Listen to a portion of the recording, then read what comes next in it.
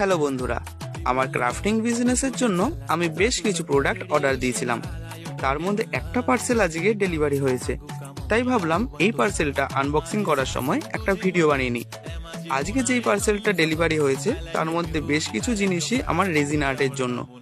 আমার পুরনো সমস্ত রেজিন পেন্ডেন্টগুলি সব আউট অফ স্টক হয়ে গিয়েছিল, সেই কারণে তোমাদের অনেক অর্ডার আমি নিতে পারিনি।